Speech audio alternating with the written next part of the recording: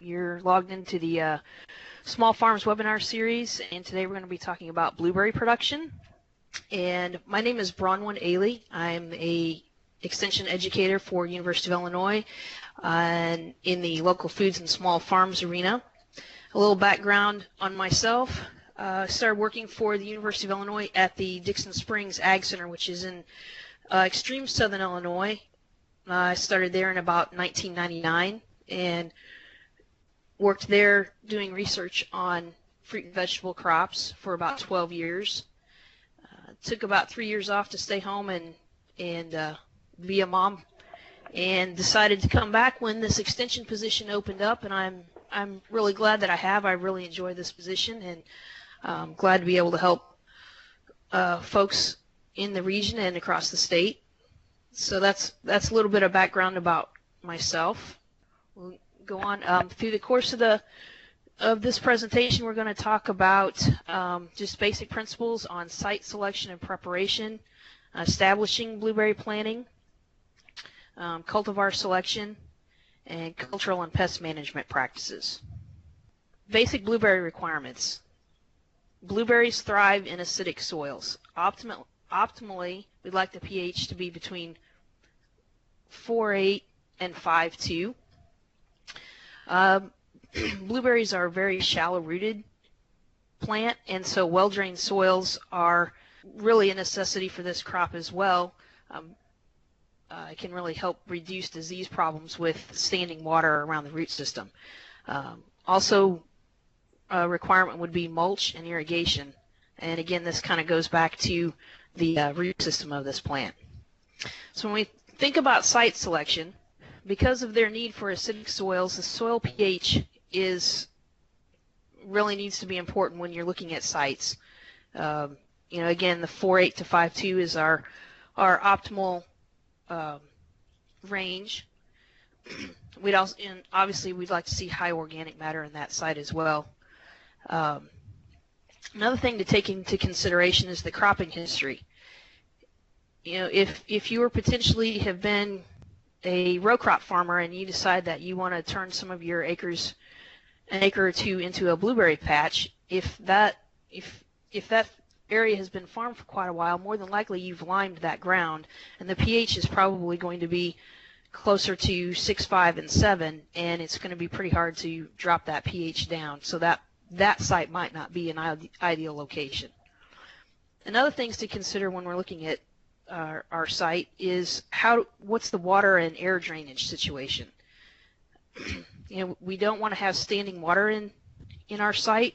We'd like it to be able to flow away from the plants. And we'll also know that air tends to flow like water downhill, so we need to think about if we're in a northern location that frost protection is going to be something that we need to consider. We want to make sure our planting is set up higher on the hill and try to be in as frost-free an area as possible. Because we know we're going to need to irrigate, access to our irrigation water is also going to come into play as we're making our site selection. Whether it be a pond or a well or our municipal water source, we need to think about where our irrigation water is going to come from and how our site is going to play into that location. And then the other thing to think about, if you're thinking about establishing a patch for a U-pick operation, do you have enough room for parking near the patch and accessibility to the patch? Both of those are important things to think about when we're looking at site selection. And then when we talk about site preparation, really important, we need to begin thinking about what we need to do to prepare our site at least a year before we're planting. And the number one thing we have to do is take a soil test. Depending on what our soil test comes back, then we have time to make our necessary amendments. More than likely, our pH is going to be a little bit high, and we're going to need to lower that. And that's not a quick process. That can take a while. So the sooner, early springtime, we take our soil test, we get those results back, then we can start to make the necessary amendments. And also, we need to think about in our site need to start controlling any type of perennial weeds, especially any woody or vining species, so that when we are ready to set, hopefully the following year, we have those types of situations under control already. And as we're addressing our irrigation needs, maybe we need to dig a pond or drill a well. And so if we're already planning a year ahead, we can start that process well in advance of when we will actually need to start irrigating. Another thing to consider would be the drainage. If in our site selection, most of the other requirements, we feel like we're in a pretty good site, but our drainage might not be the best, and we might need to tile. By starting planning a year ahead, then we have time to get those tiles in place as well. When we talk about soil amendments, and again, this will depend on your soil test, but probably most locations are going to need to lower their soil pH. And probably the best product to do that would be elemental sulfur. When we look at Table 1, it gives us an idea based on our soil texture, whether it be sandy or a sandy loam all the way to a silt loam, the amount of elemental sulfur that we would need to drop our pH by 1 unit. It kind of talks about that in Table 1. And then Table 2 gives a good example. I'm just going to kind of go through a number real quick. If let's say our initial pH was 7, which is on the neutral side, there is neutral, and we were in a heavy soil, a loam or a silt loam, according to this chart, we would need 5.8 pounds of elemental sulfur per 100 square feet. So if we were going to lay out a bed 200 feet long, and the strip would be 3 foot wide, that's 600 square feet. So for a 600 square foot space, we would need about 35 pounds of sulfur in that bed. And if we extrapolate that out and convert it to pounds per acre, that's about 2,500 pounds of sulfur per acre. Recommendations have been made that we not put more than about 400 pounds of sulfur per acre per year at a time. So if your pH is at 7, it could take you up to 6 or 7 years at 400 pounds an acre of sulfur to drop that, hopefully drop your pH. So, if your pH is around 7, that might not be the best site to be putting blueberries on, because I think it could take too much time and just be too expensive to try to get that pH adjusted down to around the 5.0 that you would like to see. Conversely, if you're in a sandy soil, it's not going to take nearly as much sulfur to drop that pH.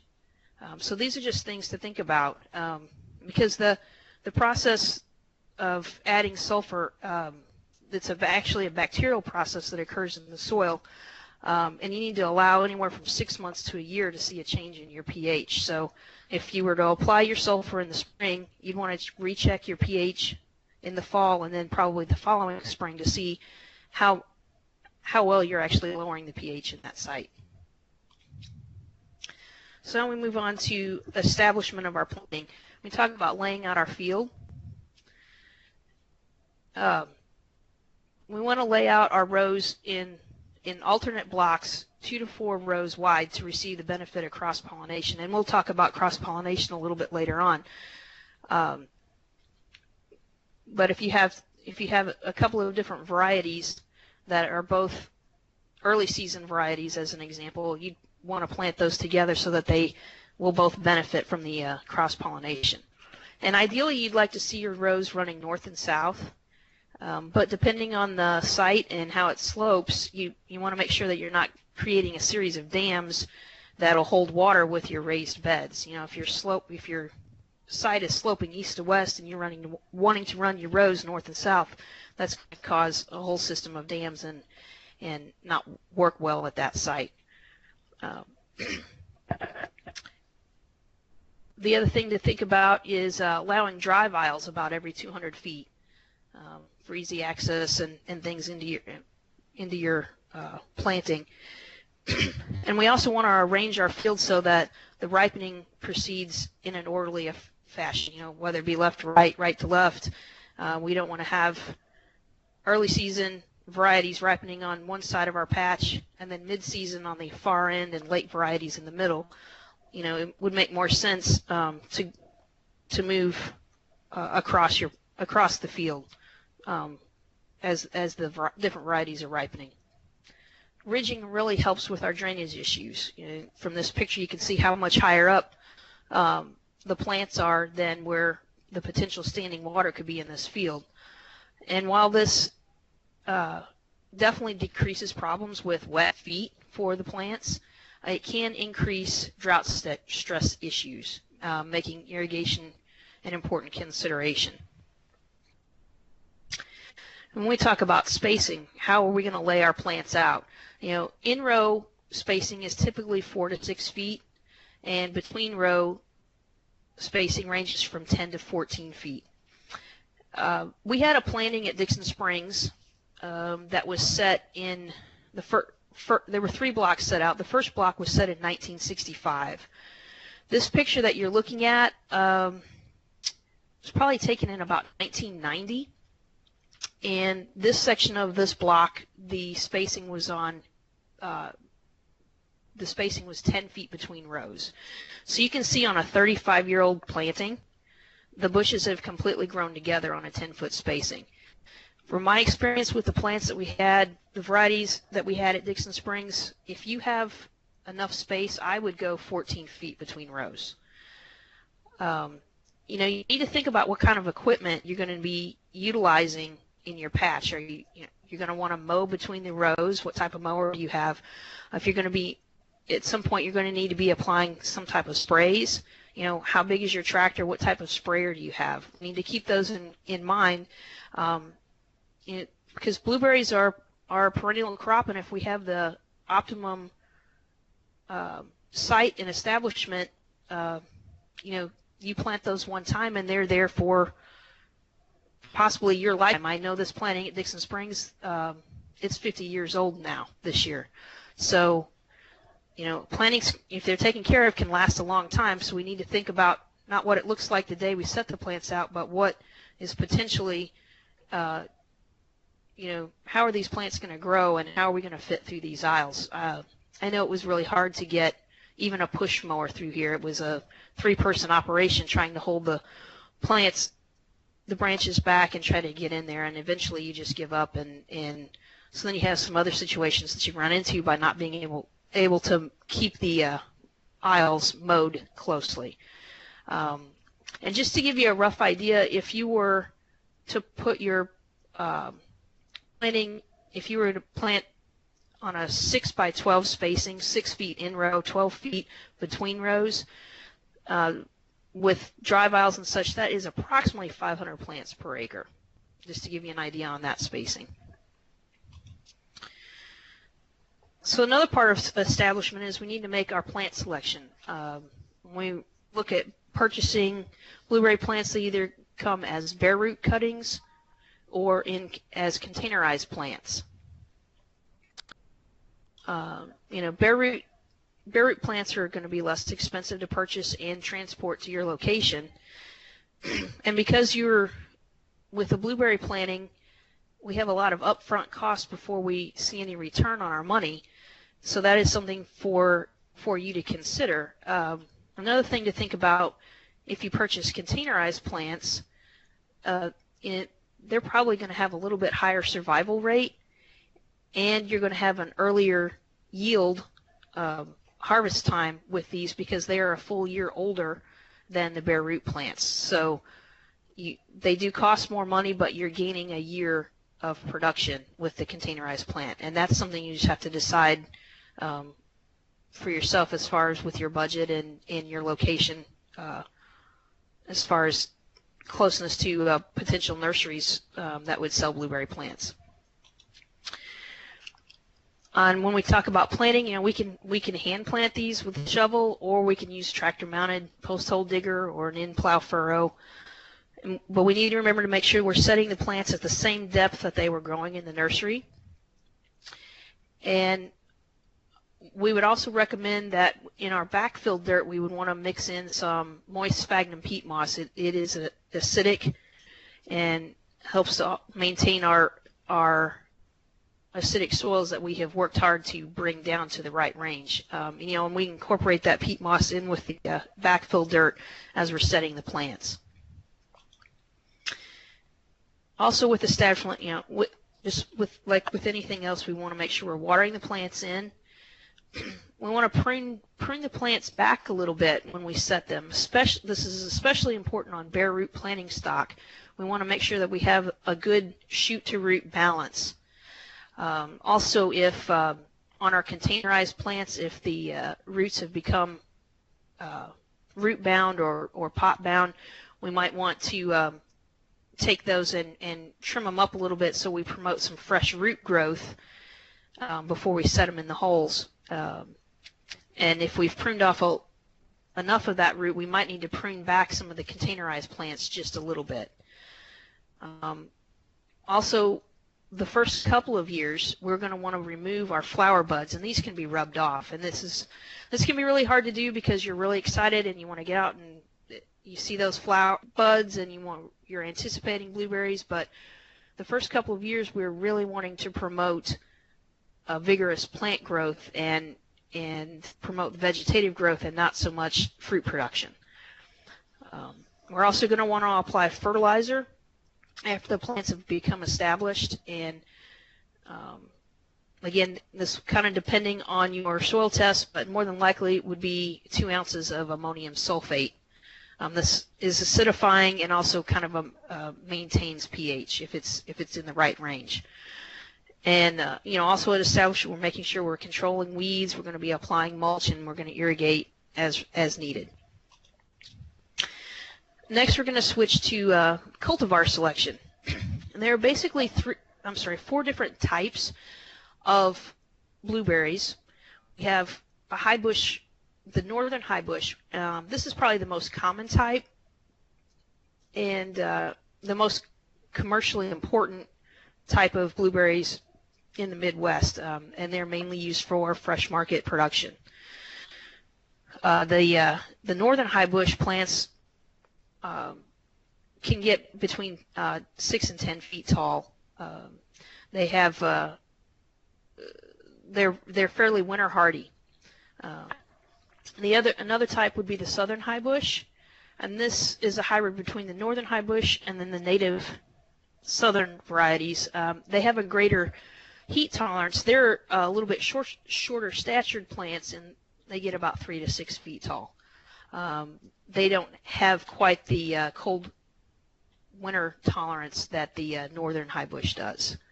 But the southern high bush has been successful for some of our more southernmost growers in the Midwest, growers maybe down in Arkansas. The third type of blueberry is the rabbit eye. This is native to the southeastern U.S. And we see this variety grown in Virginia, North Carolina, Georgia, Florida, Louisiana. Rabbit eye plants can get pretty tall at 15 feet. They have not quite as cold tolerant as the high bush varieties. Because they do get a little bit taller, there's probably more pruning involved in that type of blueberry. And then the last variety that we have is the low bush, and this is native to the northeastern U.S. And it's really commercially important there mainly for processing. And these low bush plants can get anywhere between 6 and 24 inches, and they form thickets, and then these are hand harvested with rakes. Question from Robin in the chat box there. There's 2 of them real quick on soil amendment. As far as how much peat moss in your backfill, I would say, a couple of handfuls. If you're buying peat moss in the big bales and you've kind of broken that up, that was 2 ounces of ammonium sulfate per plant. I'm going to say that it needs to be top spread because we're not going to want to put that fertilizer on until the plants are established, and that could take up to a couple of months. So that's not going to be incorporated in at this point. Thank you. Yep. Yes, you would need to wet the peat bale. Definitely needs to be moistened. Thank you. As far as the cultivar selection, we want to look at fruit size. If we're setting out blueberries for establishing a planning for a U-pick operation, most customers are going to go for the large fruit size because that's quicker and easier to harvest. But something else to think about, depending on how your customers plan to use your fruit, sometimes having a smaller fruited variety can be beneficial as well. The smaller fruit size berries work a lot better in pancakes and muffins. But if you're just going to be grabbing and eating by the handfuls, I think the large sizes works just great. When I was at Dixon Springs, in that planting, we had 22 different varieties, and those were probably the last set planting was put in 1986. So those are really old standard varieties, and all 22 of those varieties had their own unique flavor. Some were a lot stronger, some had a more mild flavor, some were extremely sweet, others were very tart.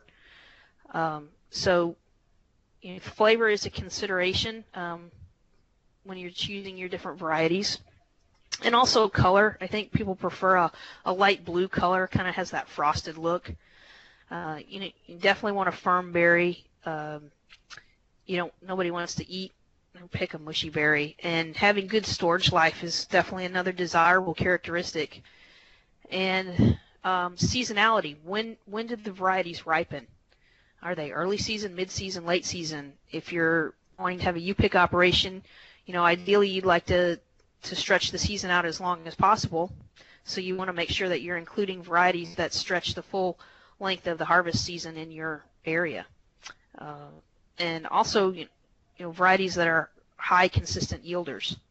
So this chart by no means does it list anywhere near the number of varieties that are available.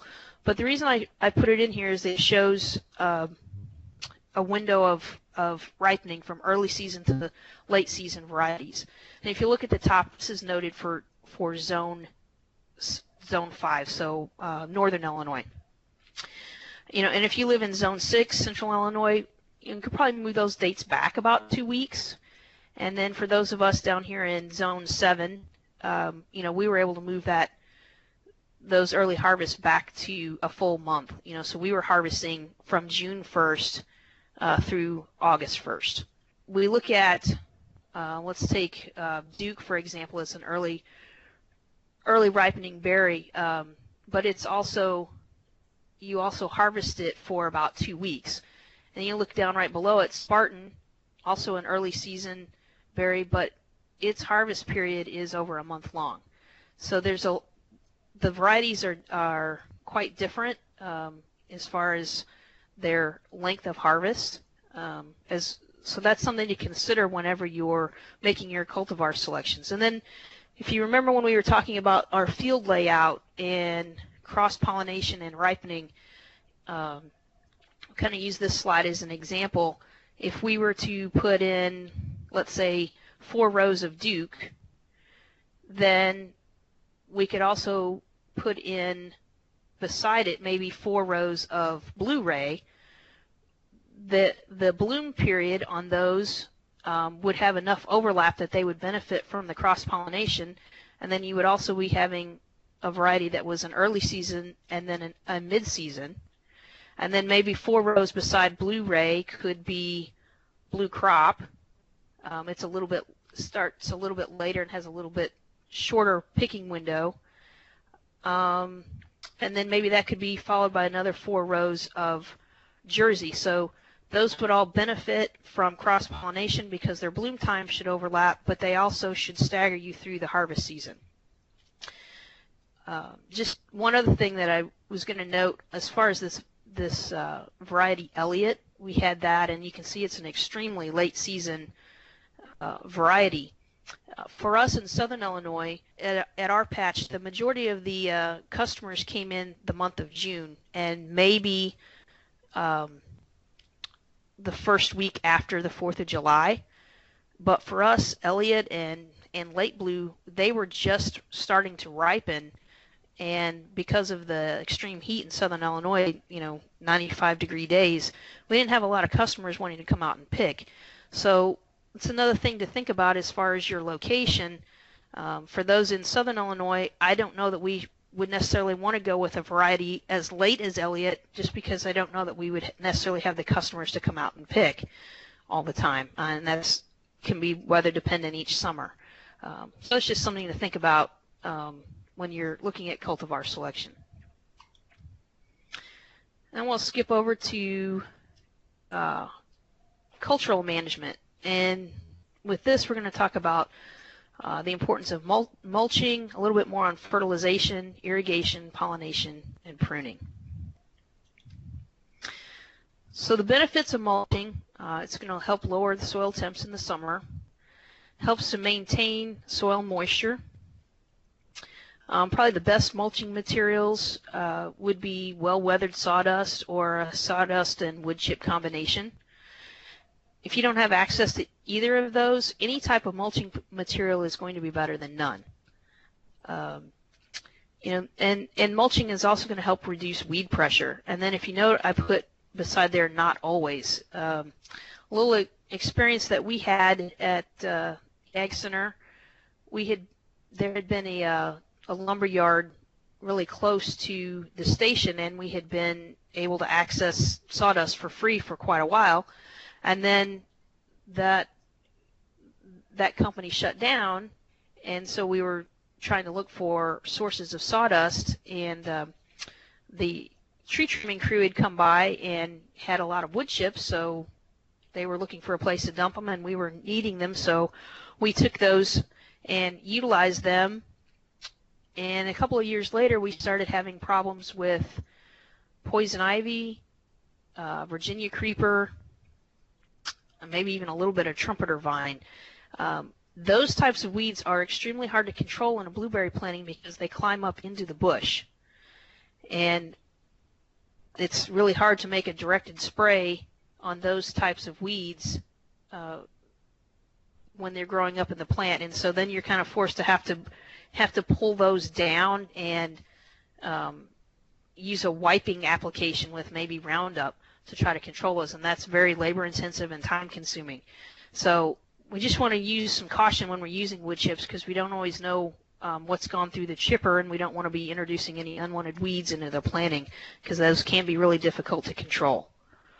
And also by using the weathered sawdust mulch, that's going to tie up less nitrogen than the fresh sawdust, so it makes your fertilizer applications more effective and efficient. And so I threw this picture in. I think this is a really good illustration of the root system of a blueberry plant. Now, this was a picture taken from Oregon State, and they had dug this plant up after one growing season. But you can see the roots are really fibrous. We don't see any forming of any type of tap root or anything.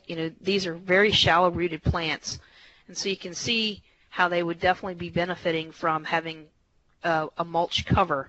They're not going to go down very deep in the soil, and if the soil starts to dry out, they have no way to access moisture further down in the soil. When we talk about applying mulch, we'd like to see 4 to 6 inches deep of mulch in about a 3 to 4 foot wide band down the row. And we want to make sure that we're continuing to mulch these plants through the life of the planting. Now, it's obviously very important when we initially set out the plants, but depending on how the rate that the mulch decomposes, we would want to make sure that we are reapplying the mulch as needed to make sure that we maintain that 4 to 6 inch depth. Is that annually? Maybe. Is it every other year? It just depends on the type of mulch that you're using and how fast it's rotting down. But we do want to make sure that we're maintaining it through the life of the planting. This is a diagram on campus in Urbana. They did a study comparing blueberry yields of rows that were mulched versus ones that were not mulched. And you can see this spanned through about 8 years in the 1980s. And you can see this significant yield advantage of mulching compared to no mulch. And that's total pounds per plant over an 8-year period. So with mulch, we were at about over 50 pounds per plant.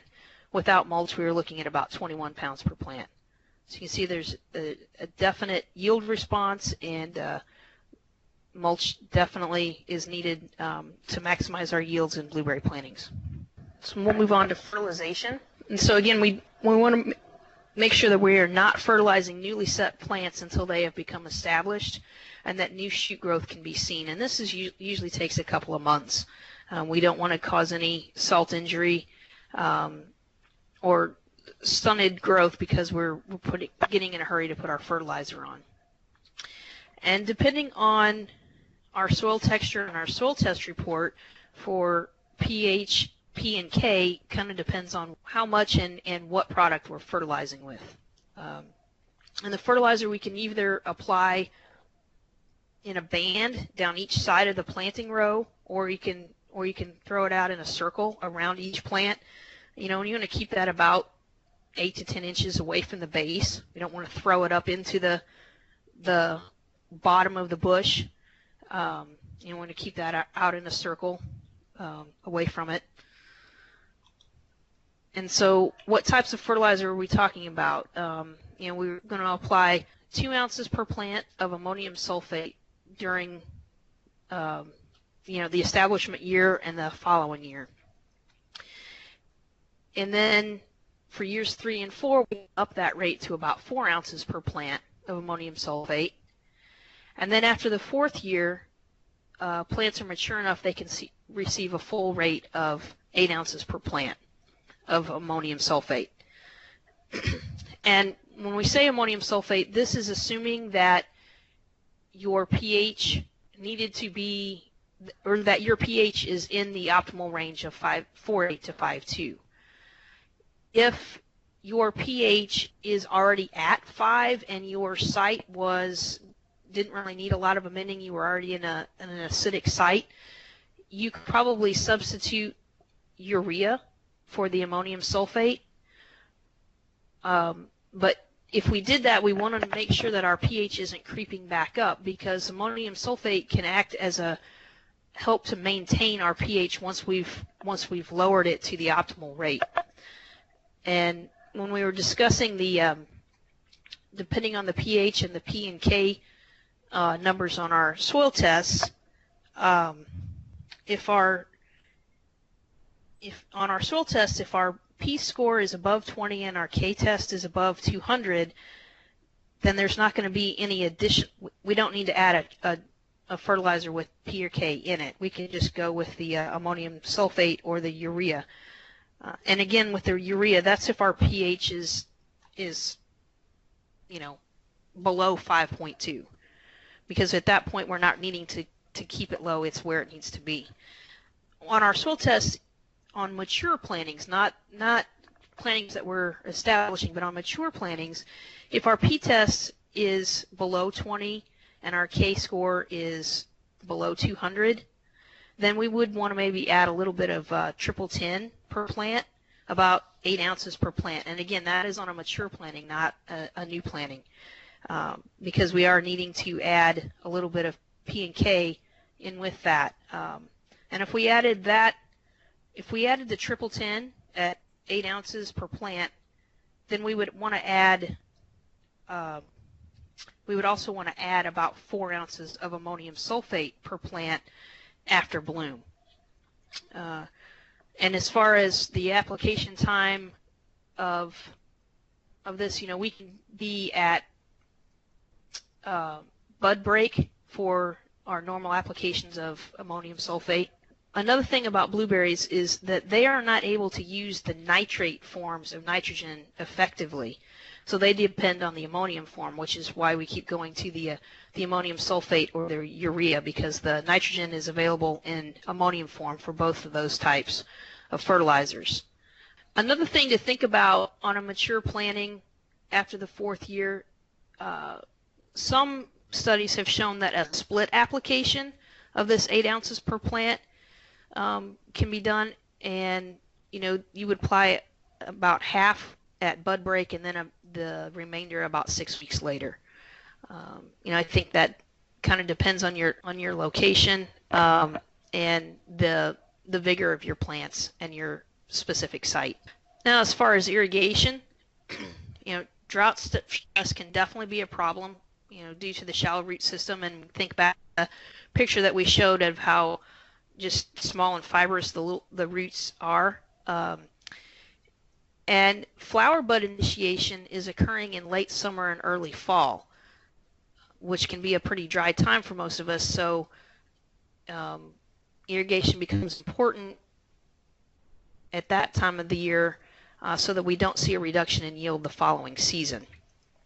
A lot of times we think about wanting to irrigate, as during fruit set and ripening and maybe through harvest, but we don't want to forget about flower bud initiation, because we want to make sure that we're getting enough water supply to the plants so that they're not stressed and can set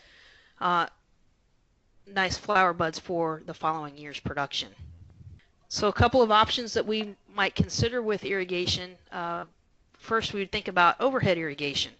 This is going to be more or less a permanent setup. You're going to be able to quickly apply a large volume of water to your planting. You're probably going to need you're going to need to be pumping out of a pond or a well at this point, so you have a pretty large pumping system. This is probably a pretty substantial initial investment for your planting. And picking and other field operations are going to have to be scheduled around this type of irrigation, because you're really wetting the whole area. You're not going to want U-pick customers out there getting sprinkled on. They're not going to appreciate that. And we used to think that we probably didn't need as much of a filter system on an overhead irrigation system, but I think with the new food safety issues that are coming around, water quality is going to be extremely important on what we're putting on this crop, and so those are some other issues that you would have to address. So the other type of irrigation that we can look at is drip irrigation. And with drip irrigation, it requires a smaller pump, so we're going to have a lower initial expense. This allows picking and other field operations to occur even while we're irrigating. We can be mowing, we can run the sprayer through, we can be harvesting, and we can be irrigating all at the same time. But it does require a lot more management, and we're not going to be delivering a large volume of water, so we might have to run irrigation a few hours a day each day, depending on our weather conditions, if we haven't had a rain in a while. So it is going to be more management on your end. And with the drip irrigation system, having a filter system in your water delivery is going to be very important. The emitters on the drip line can get clogged up very easily, and so we want to make sure that we're filtering out any type of particulates that could clog those emitters. A lot of these components are going to probably need to be replaced on a fairly regular basis. In this picture, it looks like this drip line is a little bit thicker blue line tube, and if you look on the far right, you can kind of see a little bit of water coming out of that emitter. And gives you an idea. Trickle line that we maybe use in a plasticulture system that is put underneath black plastic is a lot thinner, and that type of irrigation can receive damage from voles and crickets, different types of things, and you could constantly be patching holes. So looking at this little bit thicker drip tube is definitely be suggested. Drip irrigation is going to be the most efficient and economical way to irrigate blueberries. It's not going to give you frost protection, which is maybe the other benefit to an overhead irrigation system. If you're in an area where annual frost protection is going to be a necessity, then having something in place for overhead irrigation, that could be the benefit offset the benefits of the drip irrigation in your situation. I just threw this slide in. I think this goes along with the study that I showed earlier about the yield difference between mulch and no mulch. And so over an 8-year period, the effects of various mulches on blueberries. And so they looked at sawdust, leaves, corn stalks, wood chips, and wheat straw. You know, obviously it looked like sawdust was the best mulch component, but any type of mulch did better than no mulch. And then we look at the yield when no trickle was applied, and look how much more the yield per pound per plant drops off with no trickle. So I think this is a really good example of how beneficial trickle and mulch are as far as cultural practices in your planting. Let me talk about pollination. Blueberries don't self-pollinate, so they are going to need pollinators, and they do benefit from cross-pollination. It really maximizes the production. Bumblebees are probably the most effective pollinator. They have a sonicating or a buzz pollinating technique, and their speed of their visit per flower really makes them an effective pollinator. The downside is there are not that many bumblebees available. There's not as many bumblebees in a colony as there are honeybees, so they don't visit as many flowers. So other native bees and honeybees, you know, are going to be really important as well. You know, they just have a lot larger numbers, and they can do more visits per flower. And also the shape of the flower of the blueberry makes it, as the bumblebees are able to buzz, it drops the pollen off, and you have a lot more seeds per fruit on flowers that have been pollinated by bumblebees compared to the honeybees. Hey, Bronwyn, I know you're not our resident entomologist, but can you catch that question from Robin?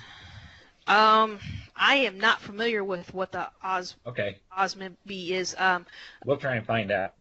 Another bee, a couple of things when I was looking this up, there is a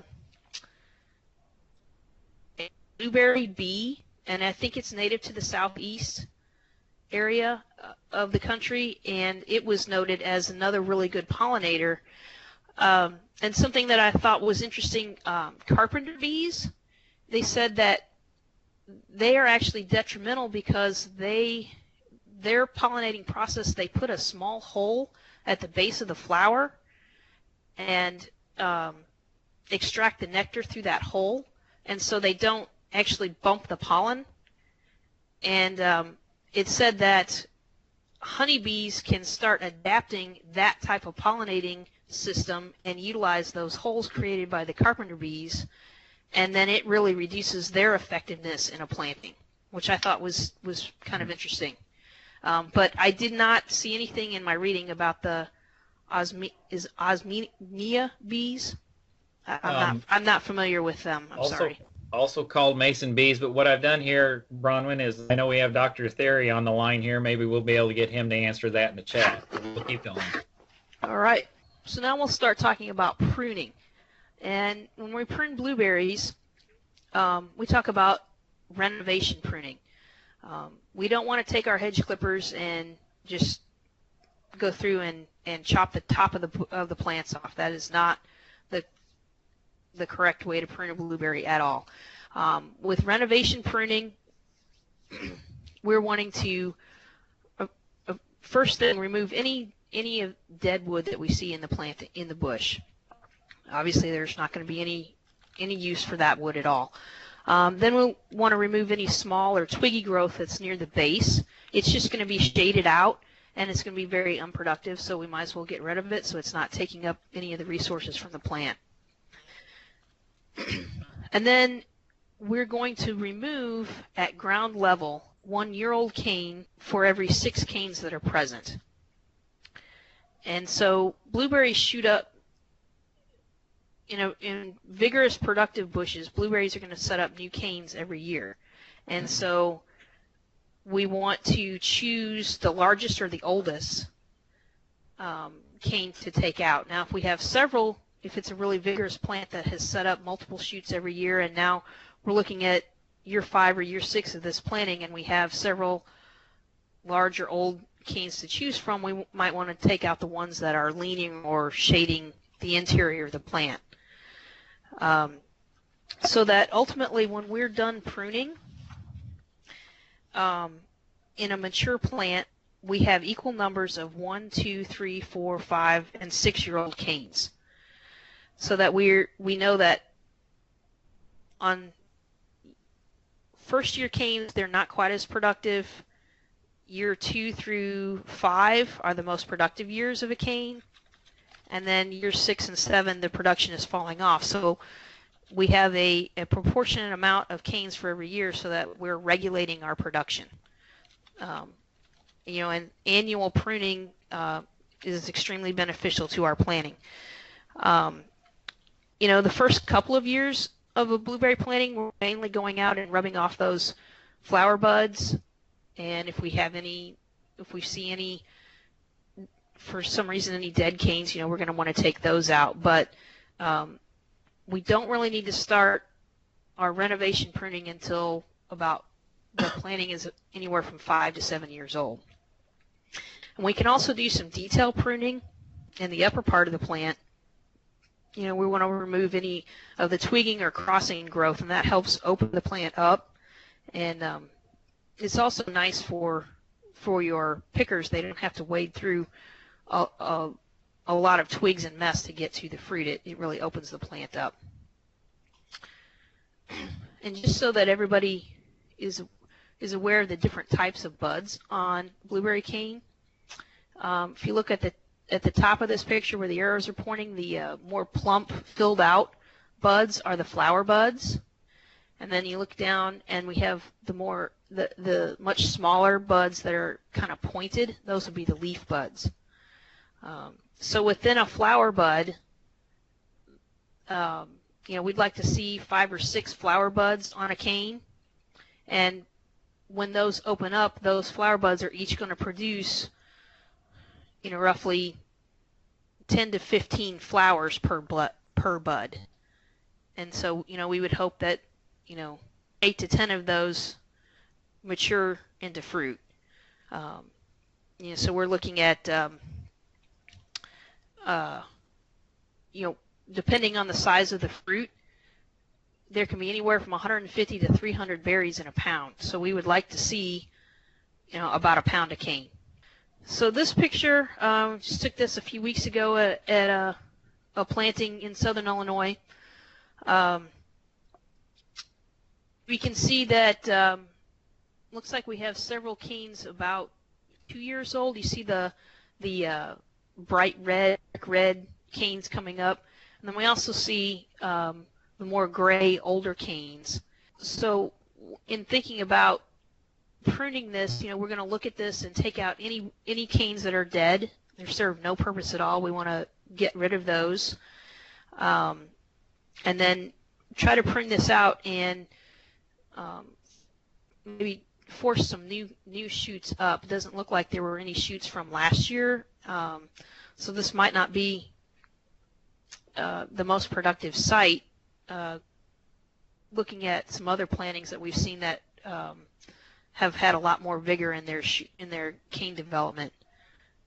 So this is the before pruning picture. So just kind of take note, and we can go back and forth a couple of times. And then after pruning, you can see how we really opened up the center, took out a lot of the dead, unproductive wood, and also did a lot of detail pruning in the top, getting out some of the twigs and branches that were crossing in. So we can go back again. I know it's kind of hard to see. See in the center of the plant, we really took out a lot of dead material there. And you can see, we left several of these 2-year-old canes. Looks like there's a few, maybe 4-year-old canes, and looks like closest to us would probably be the oldest cane, probably a 5-year-old cane at that point. So just an example of a before and after of pruning. And if you if you look at this in the center of the picture, there's a bright red cane coming up, and you can kind of just barely make out some flower buds at the top of that. You know, this cane next year is going to shoot out some lateral branches, and then we will see more fruit buds on the end of those the following year.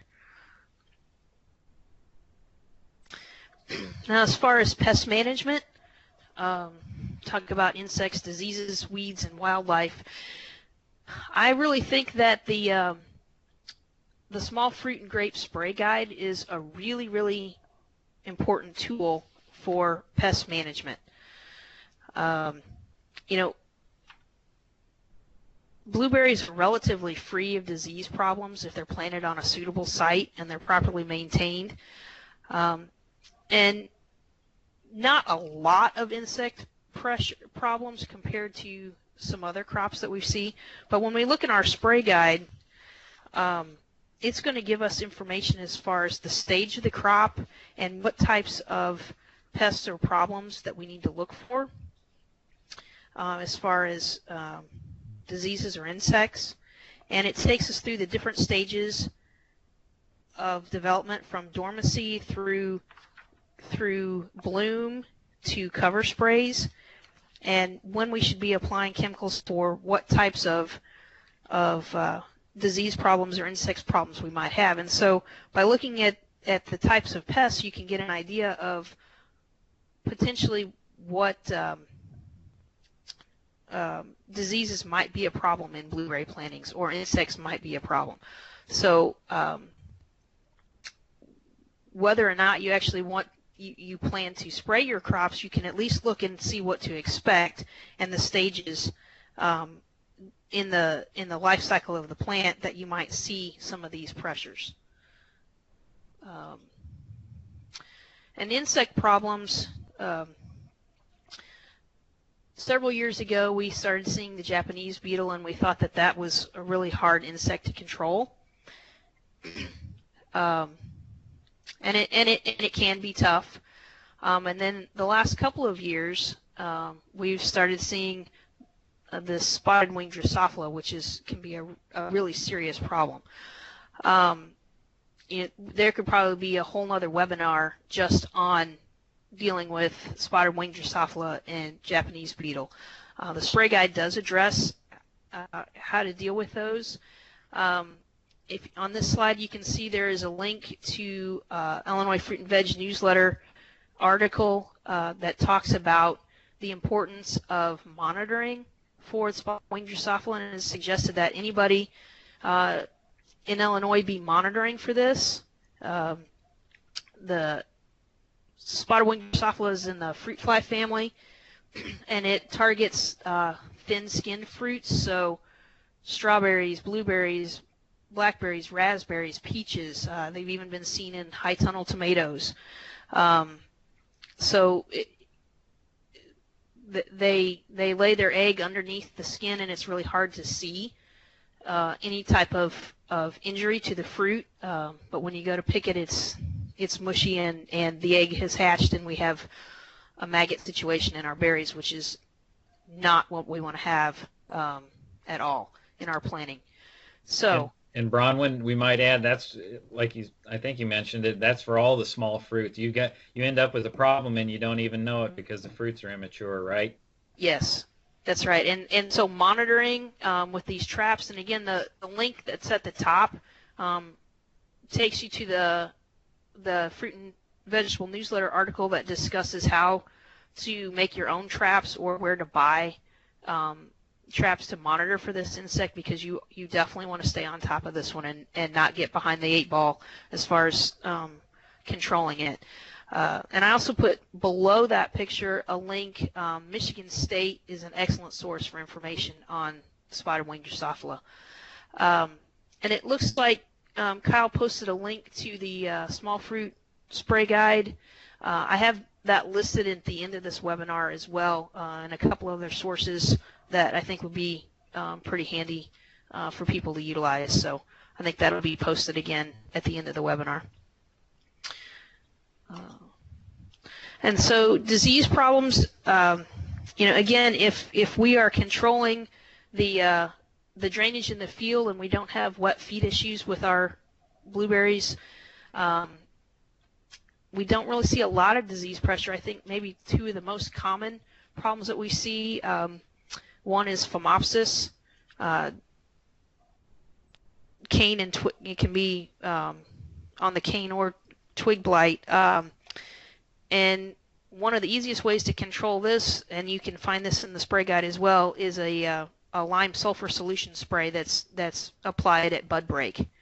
If we can get that on, that really helps to control the phomopsis. And another disease that we can that might be a problem would be the bacterial canker, and we can see that on the stem and blight as well. And it gives us suggestions in the spray guide for how to control that. And we want to make sure that anytime we're using any type of pesticide products, that we are reading and following the label, doing what it is describing.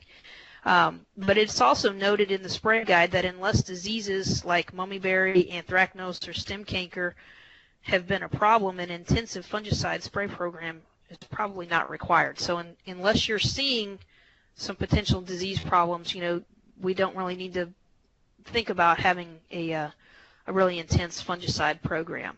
And if we are seeing some type of issues on your plants, I would definitely suggest sending a sample off to University of Illinois has a plant clinic that can help diagnose what the problem is, so that we make sure that we know what it is, so we can address it correctly. And as far as weed problems, probably the biggest weeds would be perennial weeds in blueberry plantings. And again, the spray guide is going to be helpful as far as telling us what to apply and when to apply, as far as pre-emergent or post-emergent herbicides. But we do want to make sure that we remember that there are some herbicides that can cause damage to newly established plantings. So make sure that you're reading the spray guide and the label really well, because some of the herbicides can be detrimental and stunt your growth in your new plantings. And again, just another reminder to make sure that we read and follow herbicide labels. And I just threw this picture in. Again, this is in your spray guide, a really good table that tells you the effectiveness of different herbicides on small fruit crops, and whether the weed pressure is coming from grasses or annual broadleaves or perennial weeds. So just another reminder that they're a way that the spray guide can be useful. And then we talk about wildlife problems. And probably the two biggest problems that I have seen have been birds and voles in the planting. That's not to say that deer can't be a problem. I think that other than horseradish, I've seen deer eat about anything. And again, we can, probably the most effective way to control any type of deer pressure would be a fence. But for this, I wanted to talk mainly more about the birds and the voles. And so, we'd like to be able to scare our birds off. So this picture, we see the scare eyes and the mylar tape. It moves, the mylar moves in the wind, and it's flashing, and it can flare the birds off. We had a wildlife biologist stationed at Dixon Springs, and one of the things that we noted was that a lot of the birds that were causing problems in the blueberries were wrens and robins, and their flight pattern was to they didn't fly over the top of the bushes down into them. They actually flew and landed at the edge of the field and then hopped into the bush. So the scare eyes and the mylar tape wasn't really flaring those birds enough to, and they were still making an impact on yield. So something else that we could try would be, ways to make some noise to scare them off. You've got these blanks that sound like firecrackers or fireworks going off. Then the bottom picture, there's an even bigger propane gun that makes a pretty loud boom. And then we also have machines that we can hook up that give distress calls of different birds and blast that out. And I have heard some of these distress calls, and I'm not really sure what they were doing to the birds to get those recordings, but it was kind of disturbing, and it was flaring me from the patch as well as some of the other birds. But if you're setting up blueberries in an urban area, your neighbors might not really appreciate the blasting propane cannons and the squalls of tortured birds going on. So, the other option that we could look at would be bird netting. And if you have a few plants around your house that you're using for personal use, the bird netting works pretty well. As you can see, the netting lays over the plant, and you're going to have to get underneath this netting to harvest, and so you're probably going to have to pull it up. Well, it looks to me like the berries go through the net, and so you're going to end up stripping some of your fruit off trying to get to the netting. And also the birds can just land on this netting and still eat through and hit the berries. So any type of structure that we could make to lay the netting over, and like I say, if you have a few plants at home and you want to maybe just make a little trellis or structure out of PVC pipe, would be really easy, and then you could just kind of lay the netting over your PVC and keep it off your plants. But on commercial scale plantings, we have seen where we set up a permanent or semi-permanent structure using posts and then wire, a wire system that the netting is draped over. And this really can make an impact on your yield. At the Ag Center, when I was mentioning the wildlife biologist, we did a study there. Two of our plantings were replicated plantings, and so one of them we covered, where this picture was taken, covered the entire planting with netting. And when we compared harvest data,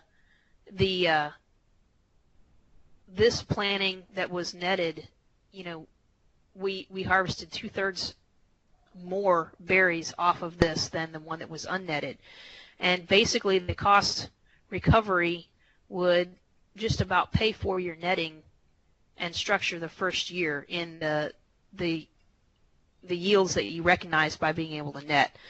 As far as the longevity of the netting, depending on the product that you buy, I would guess 5 to 7 years before you would need to replace the netting. And again, this is going to be expensive and labor intensive, but depending on how much bird pressure you have in your location, this might be the best choice for you in order to maintain and be able to harvest berries from your planting. Now we'll look at vole control. We've talked about the benefits of mulching, but one of the downsides of mulching is it makes a really good habitat for voles. There's a couple of different, there's several different species of voles. Probably the two most important ones would be the meadow vole, or there's a pine vole. And the meadow vole tends to like the grassy areas. The pine vole and the meadow vole might run between your rows, but the pine vole likes to be in that mulch, and so he tunnels within the row underneath. So we want to make sure that we're keeping our row middles and the area around the planting really closely mowed. We'd like to encourage any type of natural predators, such as hawks or owls. I'd want to say also foxes and different things that might eat voles, but if they start digging in your planting, then they could potentially dig up your plants. So that's not ideal situation either. Probably the best time to control voles would be in the fall, and if you are seeing a lot of vole pressure and you are considering using a rodenticide, you want to make sure that we're reading and following the label. And we can make bait stations, and this is a picture of a bait station.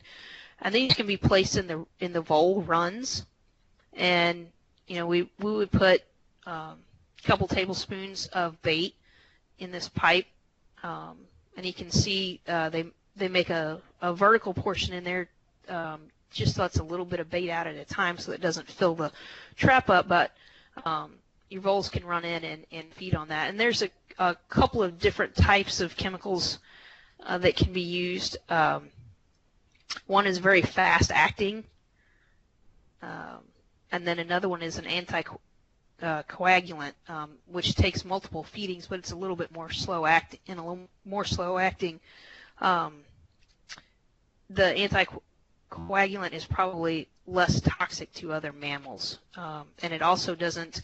One of the things that we've seen when we use bait stations, the voles can become bait shy, and so the anticoagulant products can help reduce that as well. And wanted to show this picture. If you will look at the bottom of the picture, about in the center, we see some dark depressions. This is an actual vole run, so you can see how close it is, and tunneling underneath the plant and probably feeding on this root system. Also put this picture in as another example. We can see there are 3 red canes coming up. It looks like the middle one is probably a year younger than the other 2, so it just shows you another example of the different cane sizes as the plant gets older. If you also notice, we can see some exposed root, and we're seeing that because this planting is in dire need of mulching. There's no mulch left out here. We do see that they have the drip line in, which is good, but we would really like to see 4 to 6 inches of mulch on top of this planting really be beneficial. And put this picture in just to show you again U-pick operation. I think this was the planting. These plants were set in 86, so these plants right here are about 14 years old at the time this picture was made. And I guess I just hope that everybody, if you're planning to set out at a commercial planting, that you have at least this many people down your row when it's time for harvest. A question for new plantings: the plants are not too tall. How many inches of mulch should be applied? We don't want to cover the plants completely up. You might need to make a couple of applications, put about 2 inches of mulch down, and then later in the year, as the plants have started to grow, add another couple of inches. And as they continue to grow, you want hopefully maintain that 4 to 6 inches of mulch. And then this is the slide that lists some of the resources. I think that the Midwest Blueberry Production Guide is a really good source. Lots of information, lots of good pictures, really describes establishment and planting and situations with all types of blueberry production. Again, the Midwest Small Fruit and Grape Spray Guide that I talked about before, it's an excellent source. And this last one, Spectrum Analytic, and I'm not trying to endorse any type of company that does soil testing. This is just one that I have had experience with. And unlike some other places that we might send soil tests off to, they specialize in specialty crop testing. And so when you send a test result in and you tell them what crop you're wanting to put in, they can give you recommendations back specifically for that crop based on your soil test. And they also have on their website a really good guide to fertilizing blueberries. And it's it's a really good guide. And again, I'm not trying to um, say that this company is any better than any others. This is just one that I have had experience with and have really benefited from the resources that they provide. And then this is my contact information. And again, I'm located down in far southern Illinois. I serve 6 counties: Gallatin, Hamilton, Hardin, Pope, Saline, and White counties. So with that, if anybody has any other questions, I think that finishes up my presentation. Well, hopefully that covered most things for everybody. And if anybody has any specific questions or something comes up, you're more than welcome to email me or give me a call, and I can try to answer those at a later time. Mike Rogie made a mention about the yellow leaves there and a pH issue. Just to stress the importance of having the right pH. It's a different ball game with blueberries. Yeah, when we look at having to look at nutrient deficiencies in blueberries, and each situation is going to be different, and would need to, definitely suggest sending tissue samples off to get confirmation of what the problem might be. But sometimes when we see the yellow colored leaves, it is a pH issue because our pH has creeped up higher on us, and as we get closer to a neutral pH, the availability of iron goes down. And so at the lower pHs, there is more iron available to the plant.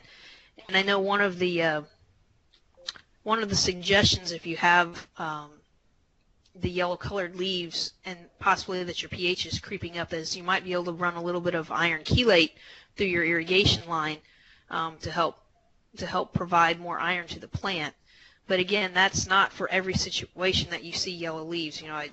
That is definitely a case by case, and we would want to send samples in to verify what the situation was. Bronwyn, can you go back? I think it was pretty close to the start. You had cultivars, a list of cultivars. They're wanting to take a look at that slide again real quick. Yeah. And that is by no means a comprehensive list of cultivars at all. There are several nurseries depending on your location. Michigan's going to have several nurseries.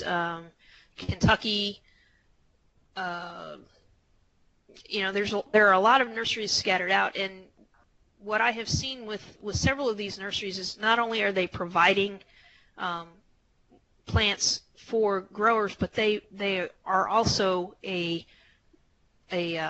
blueberry farm as well. And if you call these folks, I think they would probably more than glad to give you recommendations on which varieties and some newer varieties that might have better qualities than some of the older standard varieties that are available. And I think they would be a really good source as you talking with them, because they're not just in the business of selling you plants, but they're also blueberry growers, and they will have a pretty good handle on what varieties are working best and in their different situations. So I definitely use them as a resource. Thanks for teaching today, Bronwyn. Yep, thank you. And thank you all the growers for being online, and hope to see you next week on our next seminar series. So everybody have a great day and stay warm.